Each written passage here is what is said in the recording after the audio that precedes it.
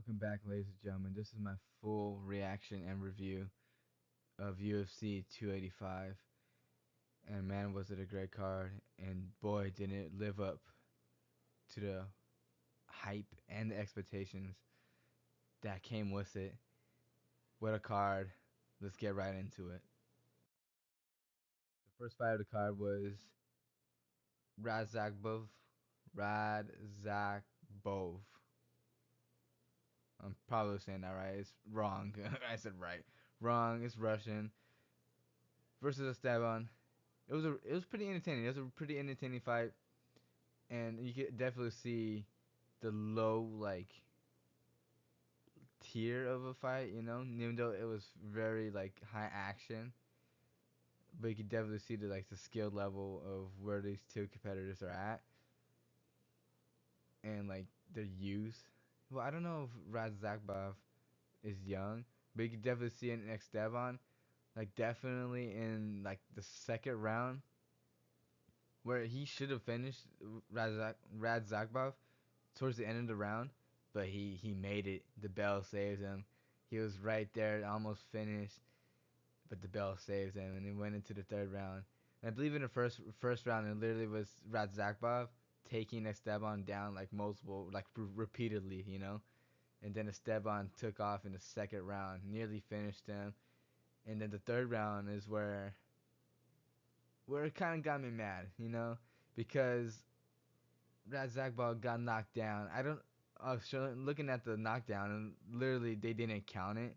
They counted only one knockdown and one submission, and there was definitely like if you're saying one knockdown, that means the second round was a knockdown because he nearly finished him. He got saved by the bell in the second round, but in the third round he knocked him down as well in that round. But there's only one knockdown on record, so this is a little weird. So in the third round, he got a knockdown and a Kimura that was pretty deep. It was really deep. He almost got that thing, and he popped out of it. And it's just like the rules in a way have to change, and you can definitely see it in this whole card that how powerful wrestling is. Not necessarily how offensively you have to be with it, but the control time, how powerful that is, and how much that determines a fight. And I just don't like to see that. I like aggressive wrestling, when you're trying to get a submission. Now, I'm not trying to say you have to rush a submission, but if you take your time, work your way to a submission, I love that. I love to see that. But if you're just holding the guy and just restricting, you're just essentially playing defense, but on an offensive standpoint of wrestling. You're minimizing yourself from getting damaged, but it's considered playing offense. And it's just, I don't like it. To me, the rules need to be changed. And this fight right here, definitely, to me, this, you could go back and watch it. It's legit free on ESPN. And, well, ESPN Plus, I guess. But everybody has that nowadays. And you could just see, Esteban should have won this fight. He should have won. And even though he got taken down 11 times, none of those takedowns led to anything.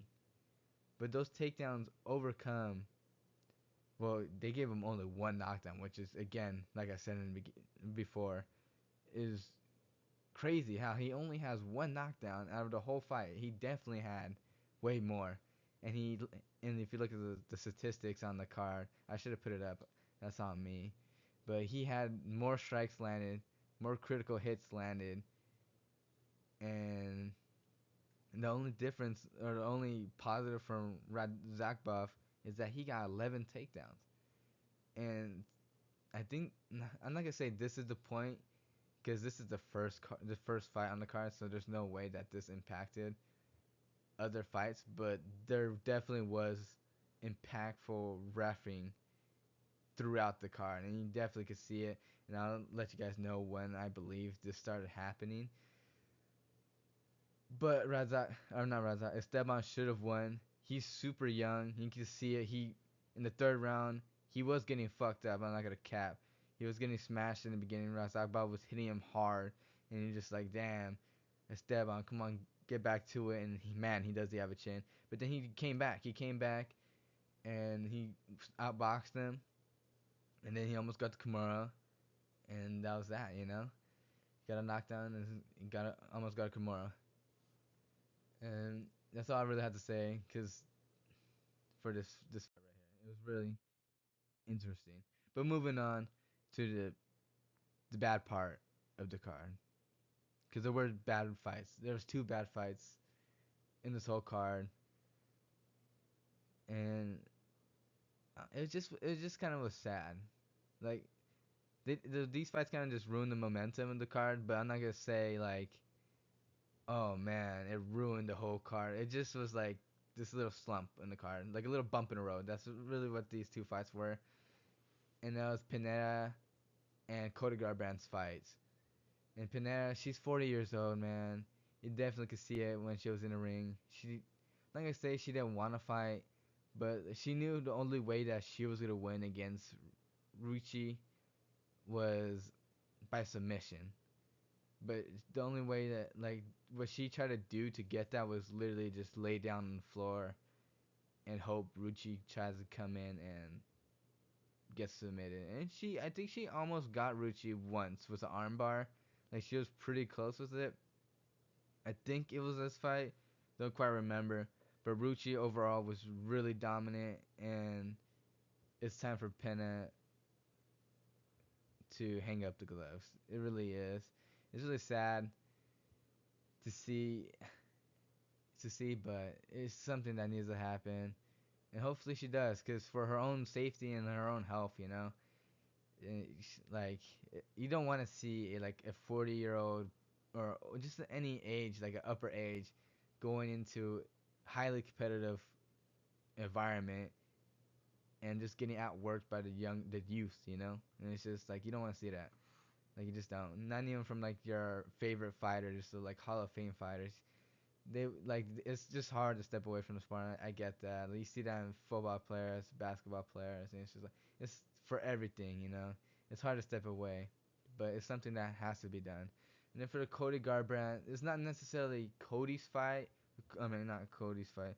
Cody's fault that the fight was boring. It was Jones's fault because he only landed 8 shots, eight punches up until the third round. The third round he doubled his punch ratio, I think by like 30. He had like 40 punches landed, I think, out of the whole fight. And it's just like why? Like all like I I picked Jones to win because if he went out there and fought Cody Garbrandt, he just needed one punch to land and he would have knocked Cody out. And it showed in the third round where Cody got extremely rocked by one punch of Jones, and it was just like, man, like really, dude. Like Cody looked phenomenal in this fight. You could definitely see like the the skill level, the skill gap between Jones and Cody Garbrandt. Like from a world champ to just a regular guy, and it's just like, man, Cody is he just looks so good, but it's just like his chin is nothing, dude. He has like nothing. That's why he was fighting the way he was, all like dancing and stuff, and being this evasive guy, which is what he is. But like he knows that if he goes in and tries to, create the action, there's a high chance that he's gonna be the one laying on not on the concrete, but what was it? Well, I'm gonna call it the ring. On the ring, what is it called? Oh my god, what is the floor called? And then what? My bad. Excuse me. We have to be the one laying down and looking up and be like, what just happened? So that's why he was fighting the way he was. But at the end of the day, it's Jones' fault for why that fight was a boring fight, because Cody is an entertaining guy, as he showed that he was, being what do you call it? I guess you could say he was taunting, doing his fancy footwork and saying like essentially say, "Come get me," I'm winning, I'm whooping your ass. And again, I want to see Cody wrestle, bro. Like he double leg takedown him so fucking easily. Like he's like Cody could do that to anybody, dude. Anybody. Like the way he moves his movement, the angles he takes to punch, and then boom, he just shoots a double leg on you. It's just like You can't stop that, dude. I wish I see him like wrestle more, but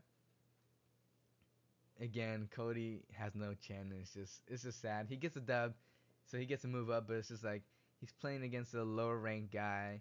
And again, I think it was Joe Rogan or DC. He said like Cody looked phenomenal in this fight, but he ended on a poor note because he again showed that he has no chin, and he what's it called, left the fight with his with Jones on top mount.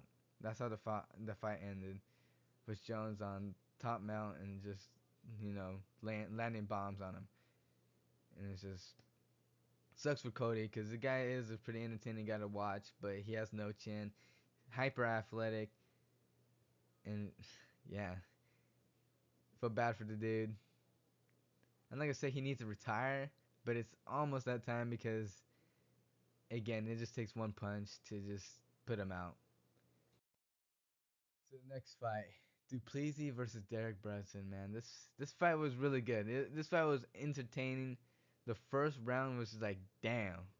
Like, it was such a mixture of emotions. Like Duplessis was or Duplessis was oh, I'm trying to remember.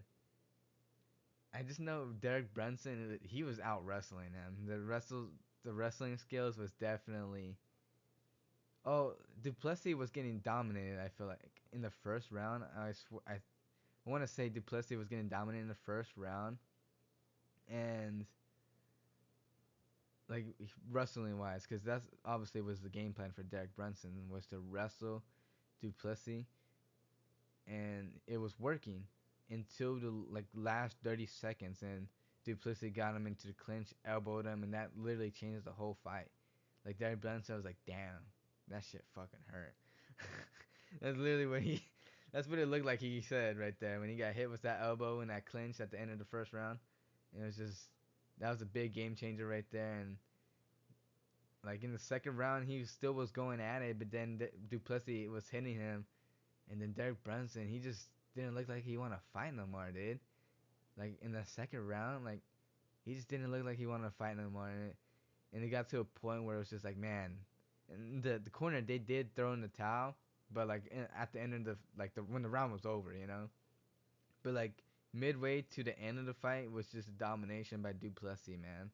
It was just like it was sad. It was sad to watch, not because Duplessis was like not. It was nothing to do with Duplessis. It was just because Derek Brunson wasn't fighting back. I just don't want to see a guy getting beat up like without like fighting back. And you had to add into the factor that Derek Brunson is literally like 39 or 240 years old. So it's Duplessis who's in his prime. He's legit prime. He's 33 years old or something like that. He's in his prime and he's whooping on this old man who's literally essentially doesn't even want to fight no more. Like I believe in like towards the end of the first, no, not towards the end, but like mid-range endish. Like Brunson hit Duplessis with a nice shot. I was like, oh my god, he's gonna come back and start swinging bombs. He didn't. He didn't hit him good with one punch, and it was just like, wow, like he didn't add like anything. He just hit Duplessis with one good punch, and it was just like, oh, maybe he's just playing, strategic with his shots, because Duplessis is leaving himself wide open with some counter shots. And he just didn't do anything. He just sat there getting beat up, and I didn't enjoy watching that. Like it was one of my favorite fights, and then it ended up being one of my like, man, like what the heck fights. So that's how I felt with that fight, and I like how the corner they did throw in the towel at the end. To me, it should have been thrown. I don't know, like you can't throw it in, but like I don't know. So corner did throw in the towel at the end. It was a good fight until Derek Brunson literally said, "I don't want to fight no more," and then he started getting his ass whooped.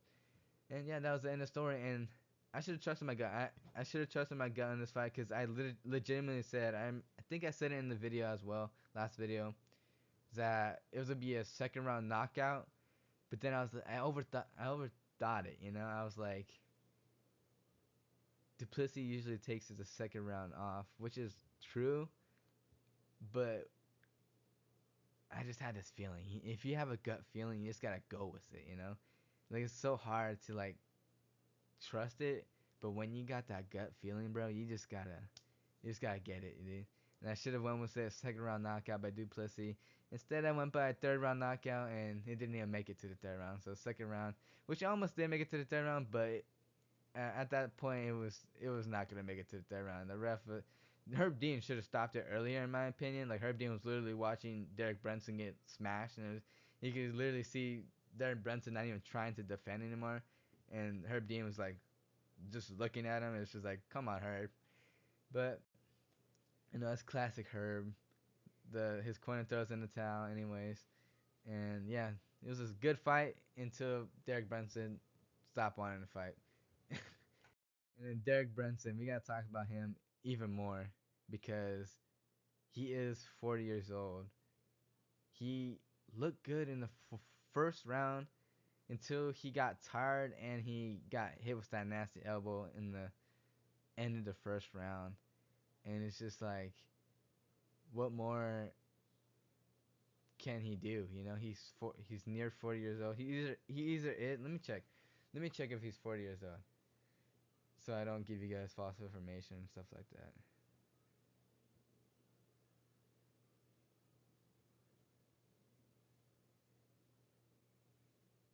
Oh, he's 39. Oh, he just turned 39 in January. So he's 39 years old. He got knocked out by Jared Cannonier and with his nasty elbows. Well, there was like other stuff that led up to those nasty elbows, and then he gets beat up by Duplessis, literally for essentially a whole round. To be honest, he got beat up by Duplessis a whole round, and it's just like he was the gatekeeper for quite a while for the middleweight division, and I think his time has come for him to hang up the gloves. I'm not gonna cap. And if he doesn't, he's probably gonna fight one more time, if the UFC don't cut him. As you can see Darren Till in the background. I did that on purpose. it was funny because it literally was the highlights of their fights was Derek Brunson, not highlights, but like the highlight. I don't know what you call it, like the tape or whatever they showed before. It was Derek Brunson submitting Darren Till, and then it was Duplessis. He submitted Darren Till, right? Yeah, he submitted Darren Till as well. And it was just like, damn, these guys both fucked up Darren Till. It's fucked up, dude. It's crazy. But Darren Till and Derek Brunson.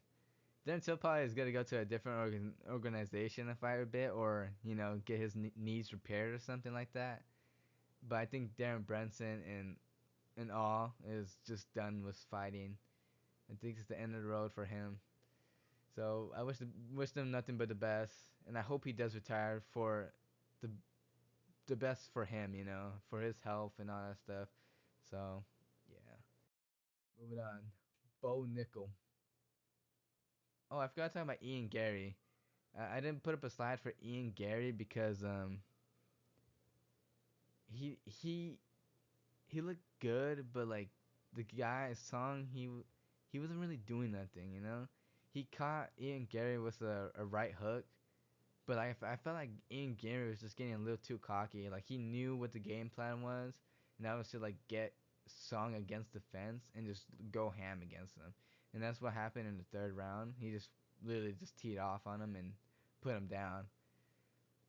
And he got caught with that right hook, in the first round. And yeah, I mean, Ian Gary he just looked okay for fighting a guy that literally just stood there and took Ian Gary shots. And then Ian Gary went after the fight, like posted a picture of Song's all fucked up face. And I'm sorry that I'm cursing a little bit more, but I just didn't like that. So yeah, that's all I'm gonna say about Ian Gary. So Bo Nickel, or should I say Conor McGregor at middleweight. But Bo Nickel submits Pickett in the first round. I mean, we all expected that. That's why I didn't have him on my list or on the thing yesterday because we all knew Bo Nickel was gonna submit this guy in the first round, and it's just I don't want to say it was predictable, but it's much expected. It was the guy that has all that the statures like the awards, the best wrestler and all that stuff that he had going into this fight against just some random guy who literally essentially was a contender versus a contender fight, from Dana White's series. This is essentially what this fight was. So you knew damn well Bo Nickel was gonna win this, and Bo Nickel did it. And he looked kind of like he definitely looked very new to the fight because he was like the first submission attempt he didn't have it quite properly, like I don't even remember what he had on him, but he wasn't like leaning in him or something. He was doing something weird, and then he figured it out, and then he submitted him. Like it was just like a chin crank I want, a neck crank. I feel like the first time he tried to do it, and then he finally got underneath the neck and started like doing his thing. But Bo Nickel submits Pickett in the first round. That's what we expected from Bo Nickel. And to be honest, I think Bo Nickel has a really good chance to being a champion pretty darn soon. Like if you look at that middleweight, and I had the rankings right here, so I could look at them.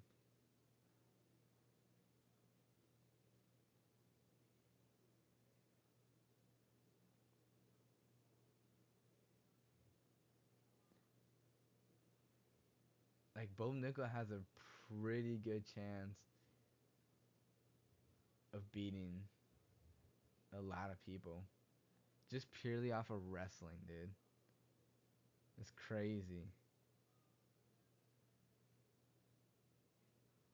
I let me know if you guys think Bo Nickel could become a champ, and then leave your predictions of how soon or how many more fights until he gets into that conversation of being a top contender for a belt. Because right now he's just a superstar. Right now, he's just a superstar that obviously is gonna get more fights and stuff like that.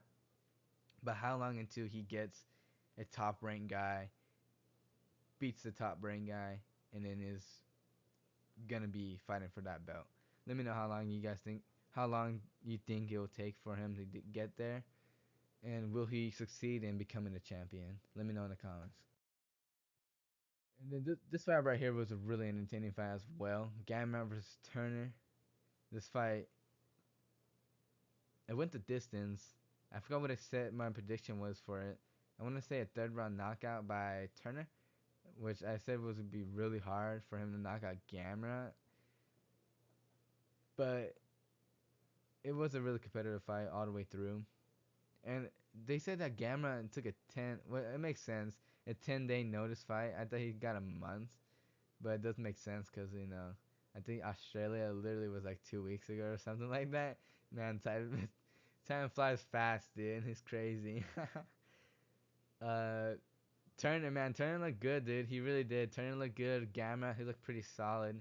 But Turner, he was lighting Gamma up in the majority of the fight, and Gamma obviously is the expert in or had the advantage in wrestling, and he definitely used that. And that's how he got the win was by wrestling.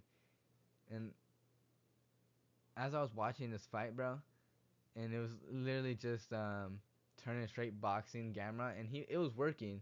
The boxing was working, but I was like, man, I need to see Turner use a teep kick. Just use a teep kick, bro. Like imagine Turner teep kicking you in your belly, bro. That will hurt, dude, so bad. And then as I'm imagining it in my hand, and then I'm telling my cousin like, yo, he needs to throw a teep kick, bro. That thing will hurt Gamma so bad. And he threw it, and it landed good on Gamma, and it definitely got a huge reaction to it from him. when he first, like, his first initial teep kick, because then he started using that thing like all the time. I was like, man, and that's what I thought was gonna happen. Like, as I was thinking it in my head, I was like, he needs to use the teep kick because that thing gonna hurt. Because this man's tall, he's long, and you just kick your foot up what's it called, up into that man's belly. Pause. That thing gonna hurt, dude. And it's like, once he figures out how powerful that kick is gonna be, that man's gonna use it so much, dude. And then he started using it repeatedly. I was like, man, stop using it, dude. I was like, stop using the teep kick, dude. You go back to your boxing.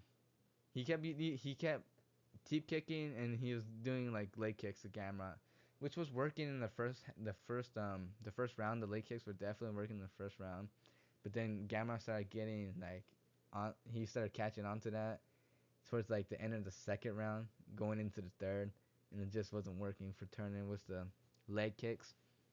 And then he started using the teep kicks in the second round, and then he started spamming those, and it was just like, bro, come on.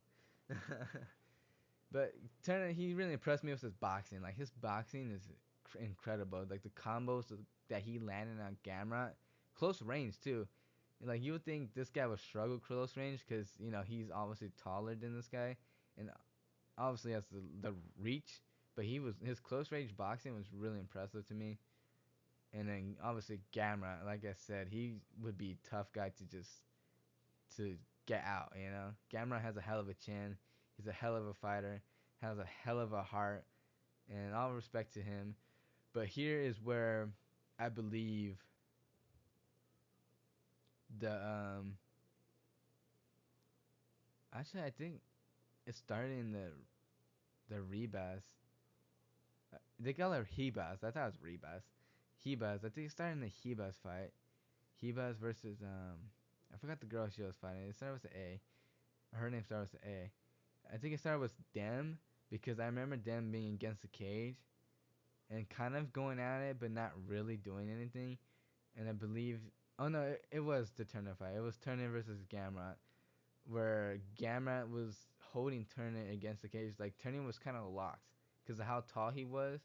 Gamrot kind of had his arms like underneath his armpits, and Turner's arms were over his shoulder, and Turner was stuck because um he can't wiggle out or anything because of how tall he was. He can't sync his levels or move in any way because Gamera had him as a bear hug underneath him.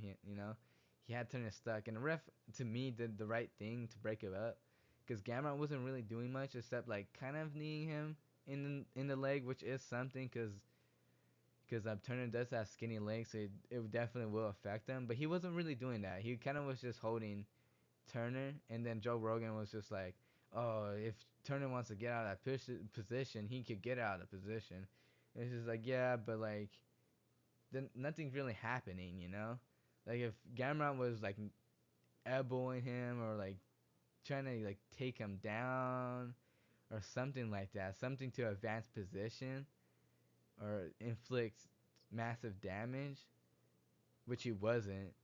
He was kind of going to the leg, but not really. He's probably landed like two or three knees to his leg or something like that.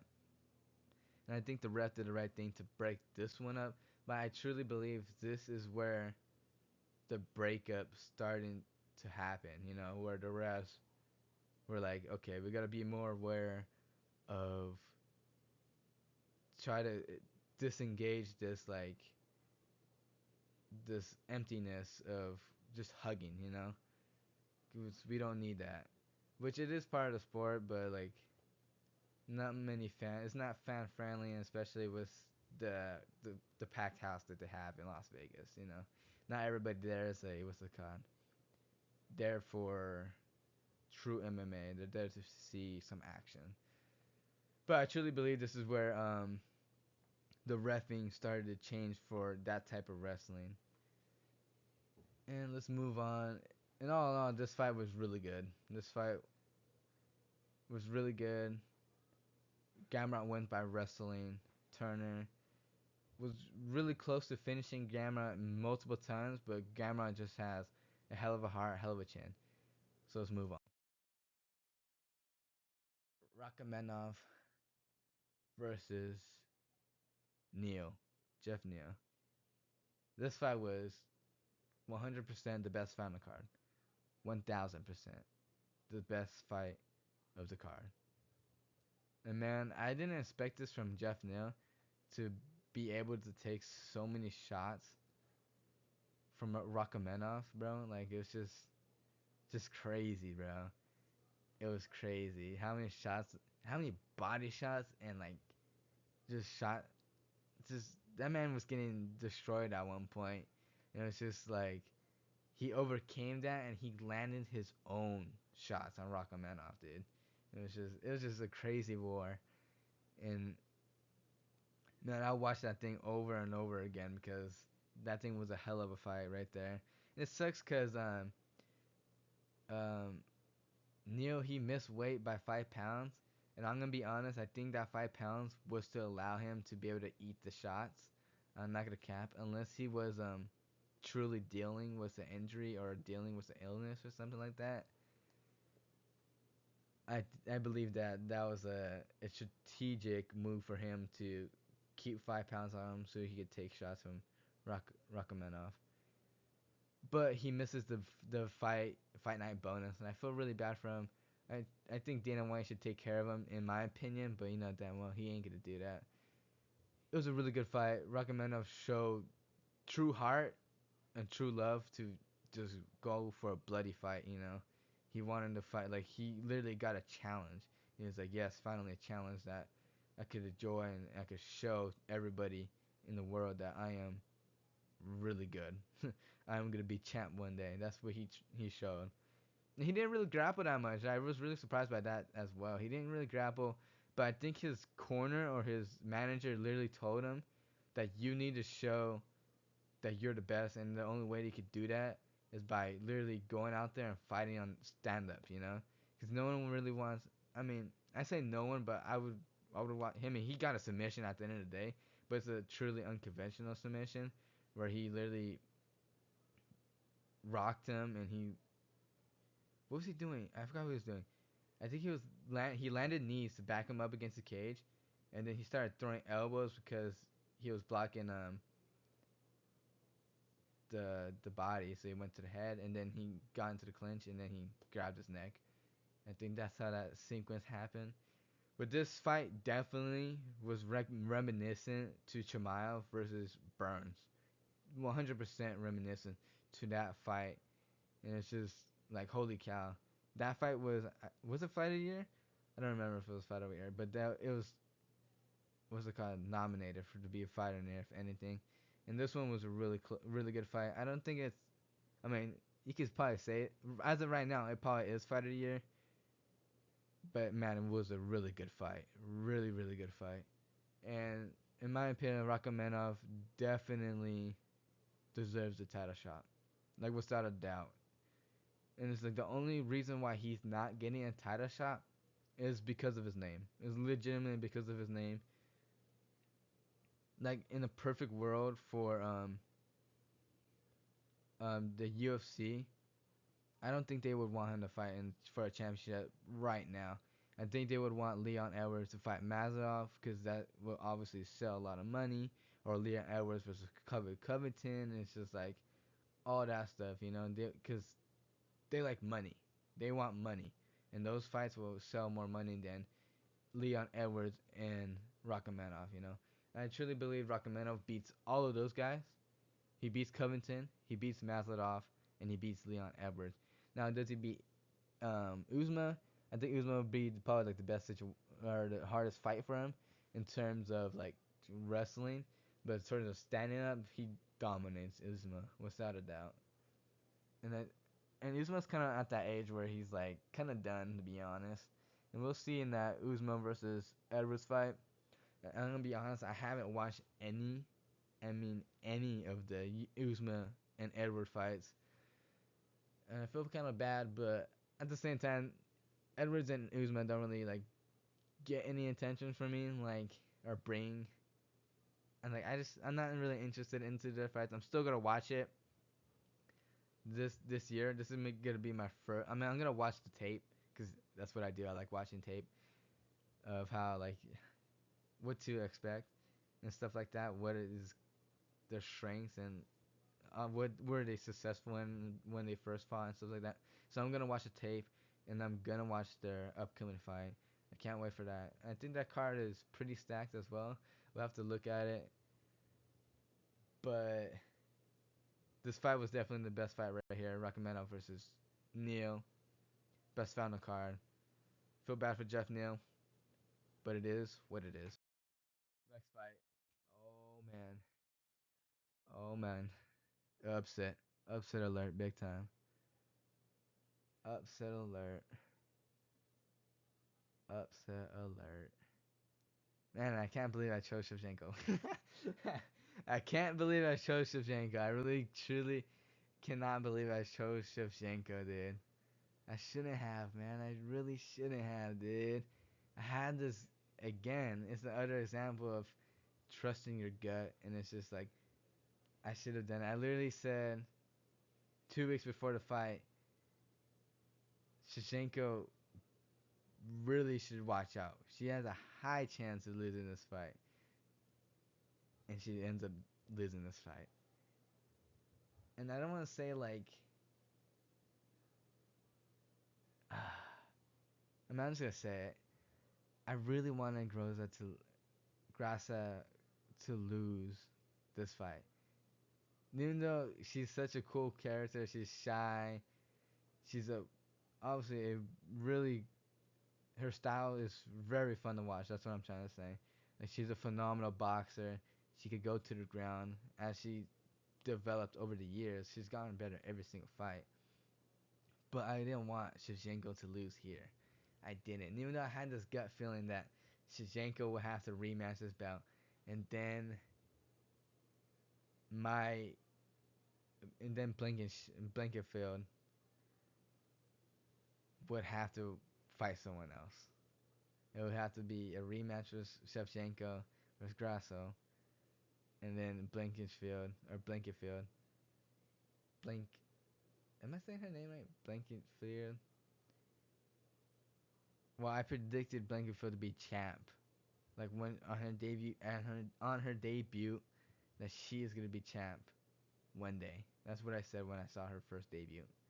And it was just I wanted her to be the one to beat Shevchenko, and I truly believe that's why I picked Shevchenko, and the fact that I like Shevchenko, and then I like Rosa as well, cause she's Mexican, and they always gotta cheer for a Mexican underdog, and it's just I feel like that's what swayed my opinion, and that's why I didn't really feel good. Even though I had a sick feeling that Grossa was gonna win this, it didn't feel good. Like when Pena won, I was like, yes, Pena won, and I had a sick feeling that she was gonna win, and she did, and I felt really happy because I was like, man, I was fucking right. But this one, I was like, man, I was right. This fight, I was like, man, I was right. Like I didn't want to be right. I didn't want to be right here, dude. I wanted Blankenfield to be the one to dethrone Shevchenko, to have that on her resume, you know. But now Grossa has that on her resume. It's crazy because that's how literally the conversation for Grossa started. Like, oh, if you beat Shevchenko, you have not only the championship belt, but you have the record of Shevchenko's name on your belt. I was just like, damn, dude, why are they talking about that now, dude? It's like, man, I wanted that for Blankenship. Alright, I keep saying Blankenship because that's one of the Philadelphia Eagles safeties, and I'm I used to play safety, and what's it called? I don't know. His name literally is Blankensfield and Blankenship, and it's just like, damn, what the heck? Um, so Grossa, let's talk about the fight now instead of what I should have done and not all that stuff. Um, Grossa, man, she completely outboxed or outstand up Shevchenko. The only successful thing Shevchenko was doing on the feet was the jab. The jab was hitting Grossa, and it was winning Shevchenko rounds. That jab and then taking Grossa down was winning Shevchenko rounds.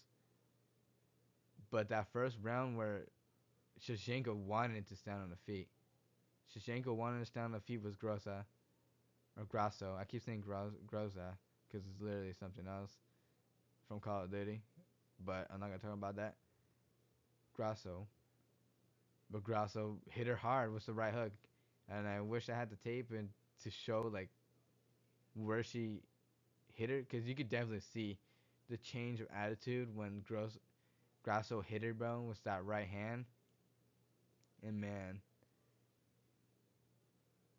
she didn't want any of it. And to me, what I take away from this fight, well, mainly for Shevchenko, is that she didn't learn.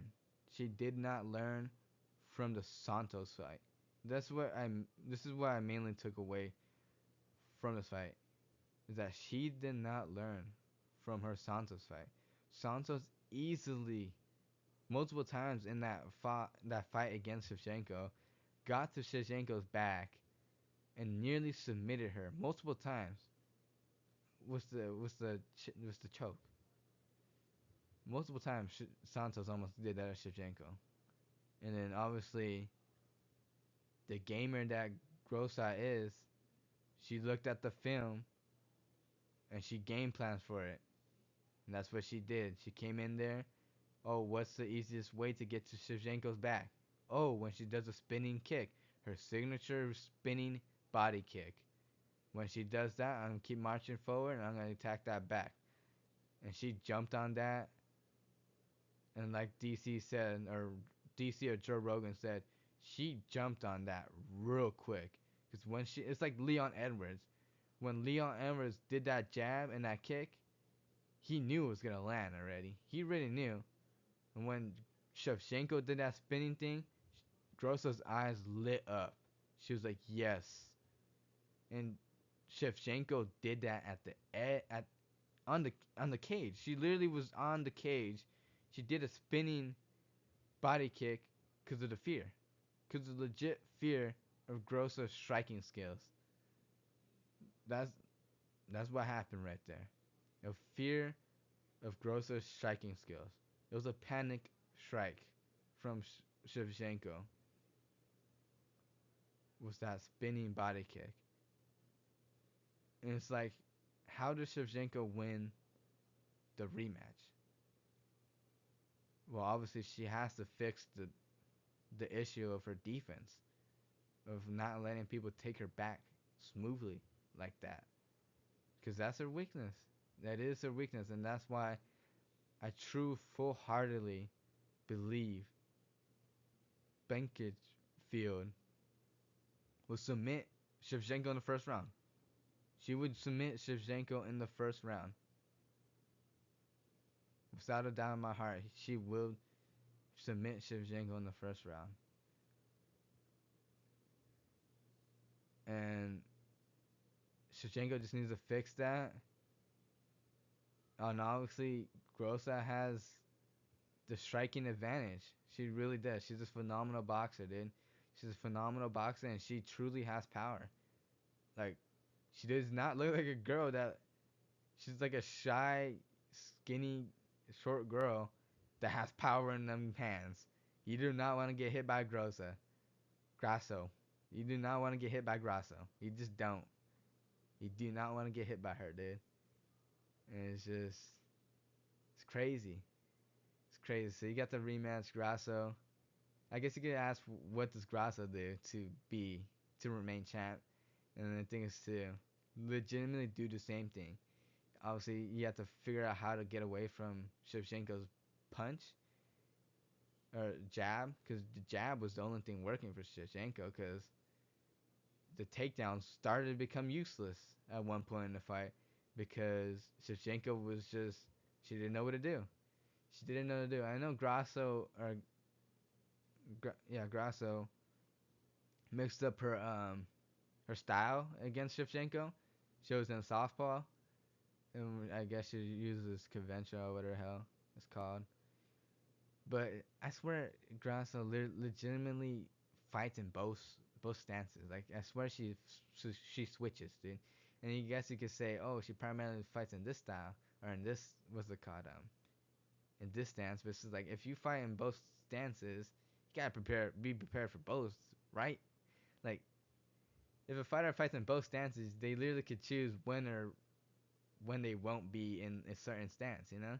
So you gotta be prepared for both. So to me, oh, Grossa was in Southpaw. That's not what Shevchenko trained for. It's just like, well, that's not Shevchenko because she switches stances in all her fights, and it's just like you gotta be prepared for both. Cause you don't like the Pena one, the Pena and Nunez one. I can understand more because Nunez literally like she has this style, but she's changed it for Pena in the second fight.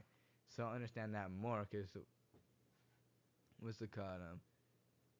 Nunez doesn't have that like switching stance and all that stuff. She's literally in one stance and she's gonna stay there, you know.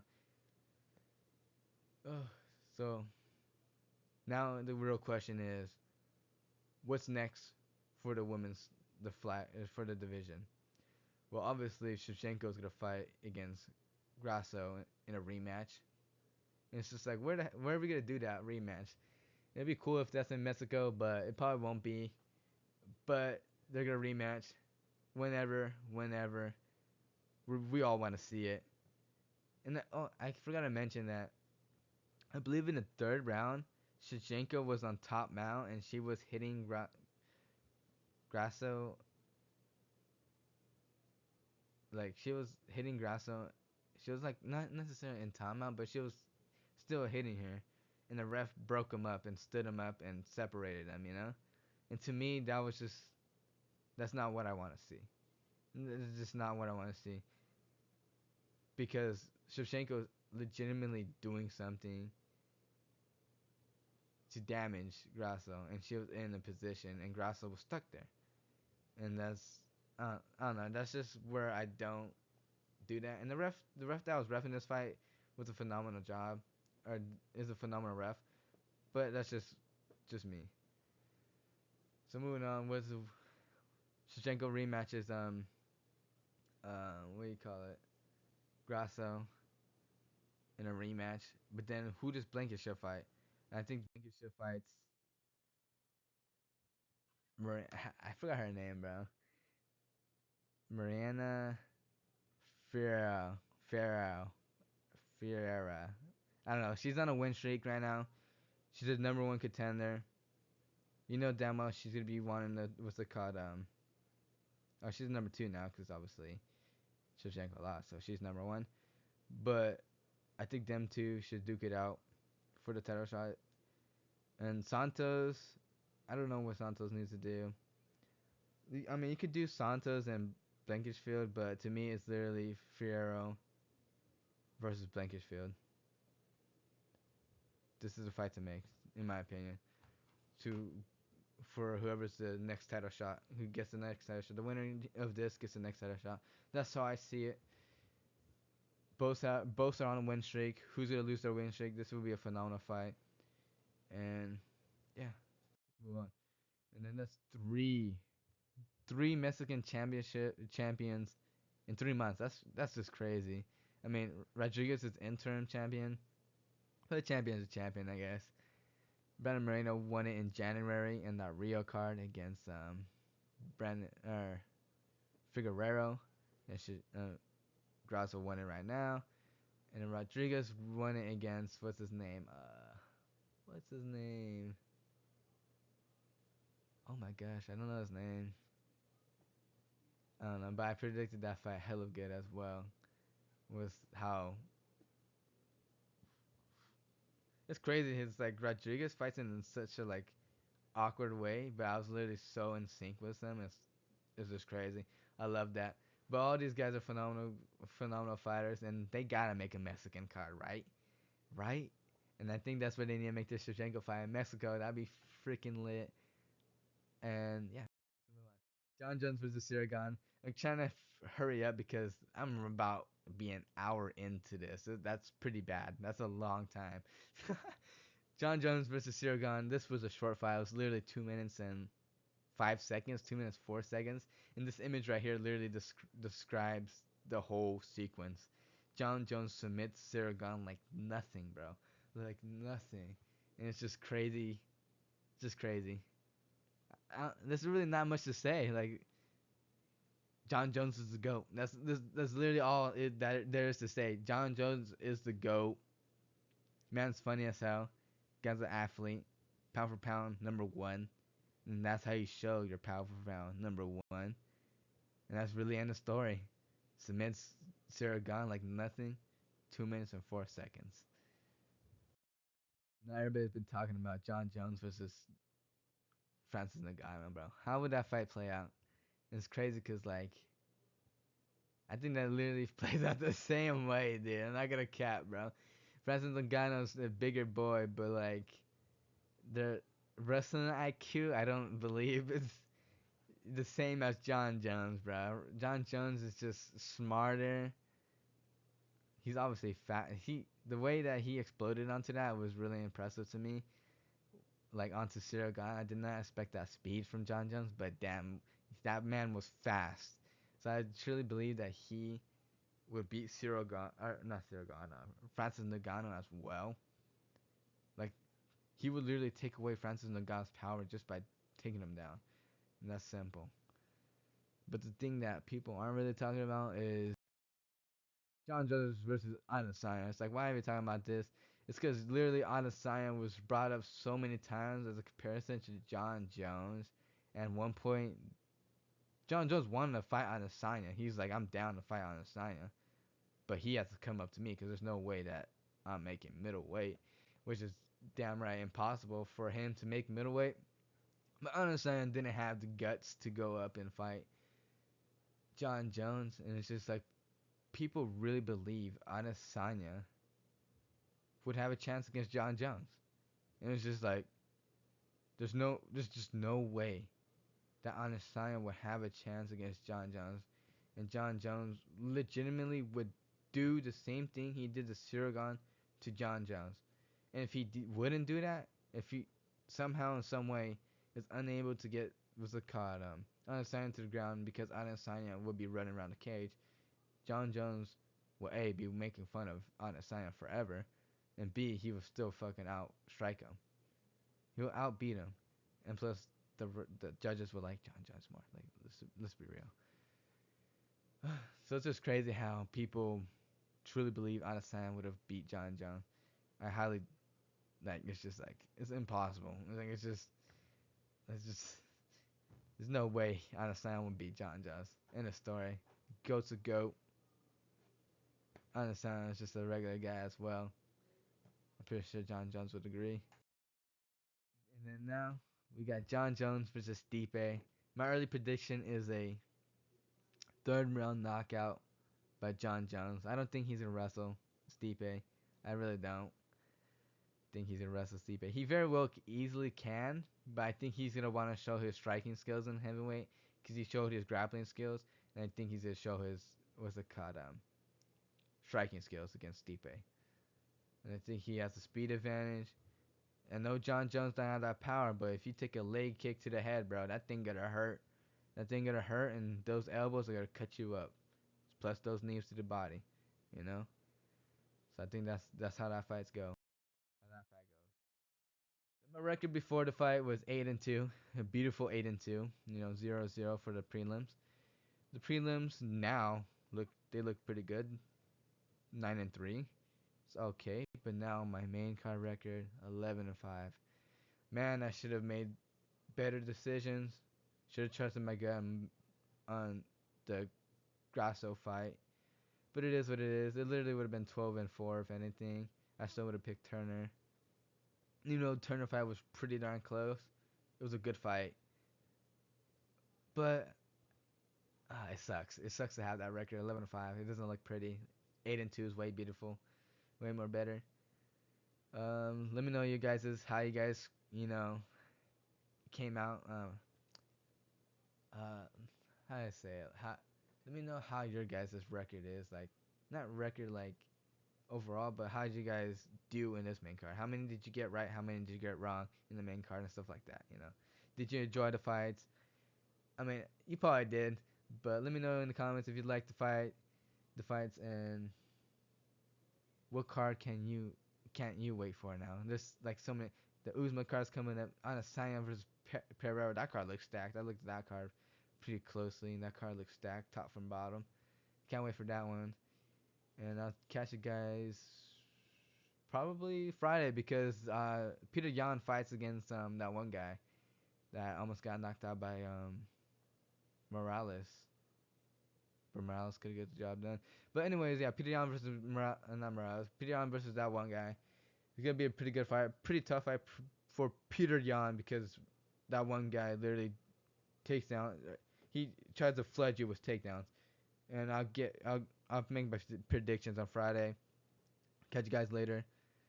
Or actually, I'll probably make some football videos. I'm literally too focused on MMA. I need some football videos, but I need to watch the tape from the combine. I got that all stocked up. Gotta watch the tape. I'll make those videos. I'll catch you guys later.